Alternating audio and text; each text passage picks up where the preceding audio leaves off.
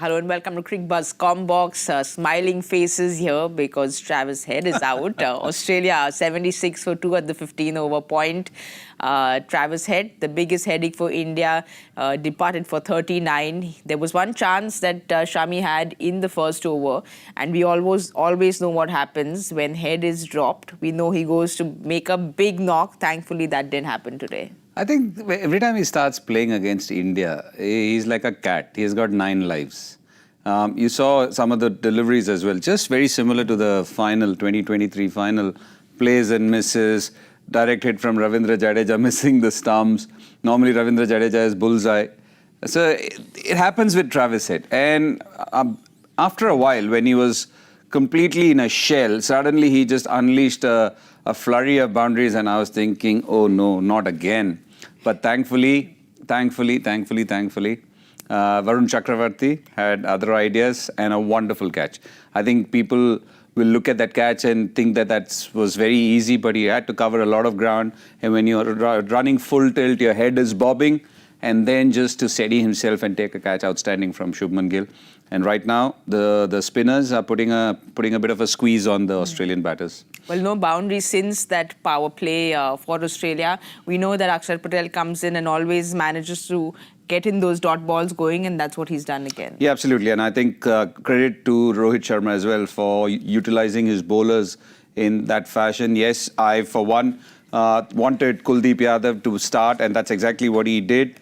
And then Varun Chakaravarthy brought on, before the power play ended, managed to get that big wicket. Akshar Patel, once again, look at that, 3 overs, 1 maiden. And that 1 maiden too, he could have had Steve Smith, where the ball ricocheted, went and hit the stumps hard, and the zinger bales didn't even move. So otherwise there would have been 1-3, 1-8-1 yes, to Akshar Patel. So yeah, very good, very, very good from the Indian bowlers. They need to break this partnership because it's a crucial one. Both of them are capable of rotating strike, and they play spin well, and most importantly they enjoy each other's company. So one of Labuschagne and preferably Steve Smith needs to go. But were you happy seeing Varun Chakaravarthy come in after Kuldeep Yadav? Yeah, that's exactly what I said. I, for one, if I was a captain, I would have thought of Kuldeep Yadav as well first up because of his bag of tricks. You want somebody like that against Travis Head because he's going to take you on, and then if the ball isn't coming on, if it does something more, it could have gone up in the air. So yeah, I would have brought Kuldeep as well. Cricketing sense. But then it was Varun Chakaravarthy who got him. And you know, am I sounding like a neutral broadcaster? No, I'm sounding as if my heart is beating for India right now. No, it sounds very neutral to me. You're sitting next to a big fan, but it sounds very neutral to me. But how important, now I'll ask you the question, which doesn't sound very neutral, is Steve Smith wicket, which is going to be crucial. You spoke about it even, before we got onto the pre-match show. You said that his wicket's going to be very important today. Yeah, very much so. Just now I mentioned the same as well. Both of them play spin really well, especially Steve Smith. And again, he's been really good against India, Saiyami. And the way he's been playing, he's looked very untroubled. Nothing has bothered him except for that inside edge, which went on to hit the stumps. Just the way he will play the spinners, he'll play the field. He's got great hands. And so his wicket is of paramount importance for India.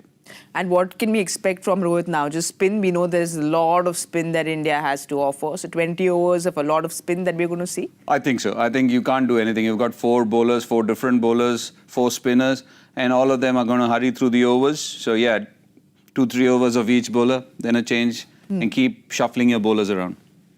And with Australia, we know they bat deep. There's Inglis to come. There's Alex Carey to come.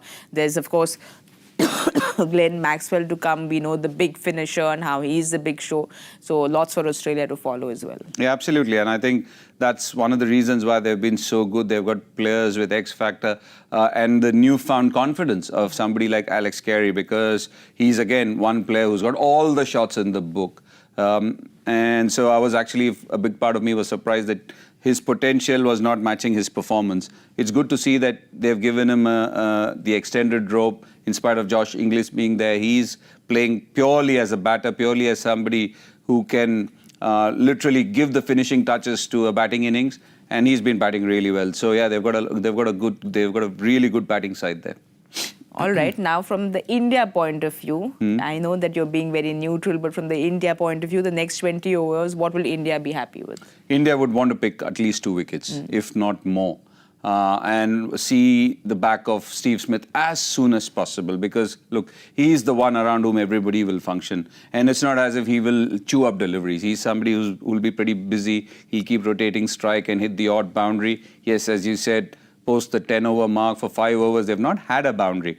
That was the phase when Manas Labuschagne has come in. He's taken some time to settle in, but if Steve Smith is there for a while, he can just go through gears pretty quickly. So they would want to see the back of Steve Smith and possibly one more. Well, Australia 80 for 2 at 15.4. Akshay is being treated by the physio for something, so let's hope that everything's all right. We'll be back at the 35th over point with all the updates, so do join us then. Thank you so much for watching.